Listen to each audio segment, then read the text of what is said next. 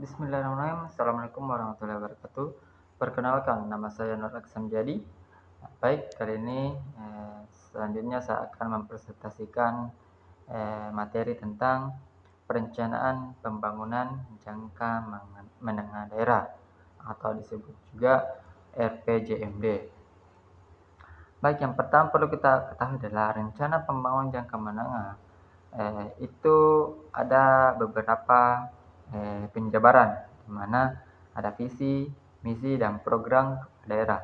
Kemudian juga adanya pedoman. Nah, pedoman tersebut adalah RPJP daerah.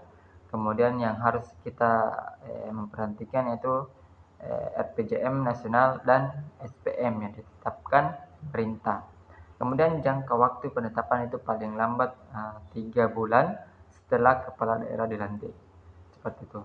Adapun mekanisme penyusunan, di mana mekanisme penyusunan APBD yang pertama adalah rencana kerja pemerintahan daerah, di mana setelah itu adanya kebijakan umum, APBD, dan PPAS. Kemudian dilanjutkan oleh DPRD. Adapun juga Pemda, peraturan daerah, kemudian adanya kesepakatan.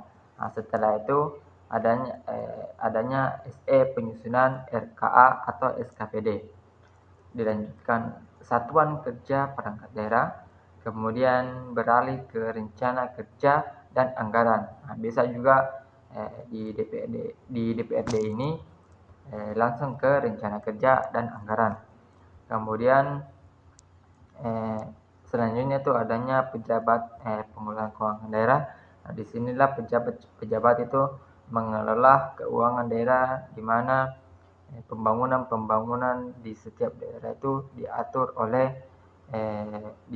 di pejabat atau di bagian pengelolaan keuangan.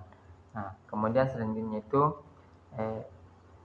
barulah ke rancangan peraturan daerah dan RPD tentang RAPD.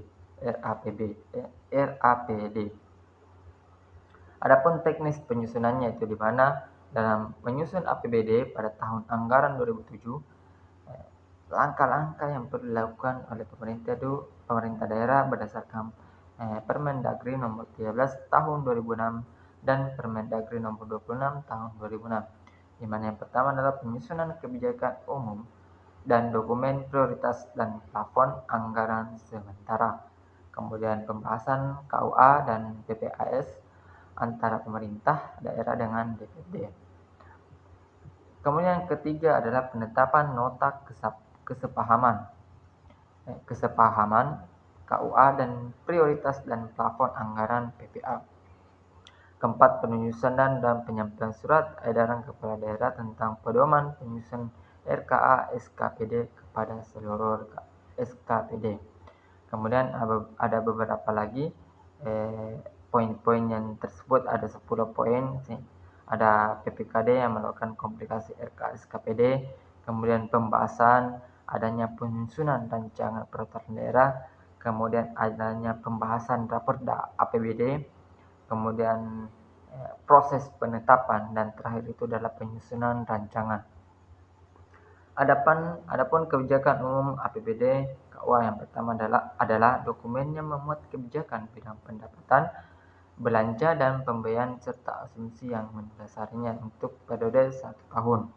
Di mana kebijakan umum APBD membuat kondisi ekonomi makro daerah, asumsi penyusunan APBD, kebijakan pendapatan daerah, kebijakan belanja daerah, kebijakan pembiayaan daerah, dan strategi pencapaiannya.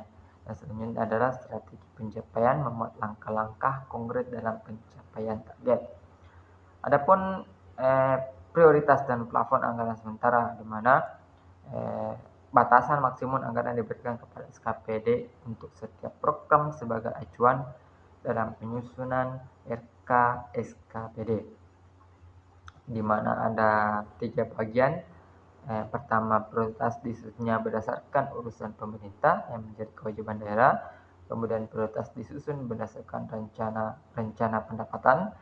Kemudian yang terakhir adalah prioritas belanja diuraikan menurut prioritas pembangunan daerah, mana sasaran SKPD yang melaksanakan. Plafon anggaran sementara diuraikan berdasarkan urusan dan SKPD, di mana program dan kegiatan belanja tidak langsung, bunga. Selanjutnya adalah rencana kerja dan anggaran.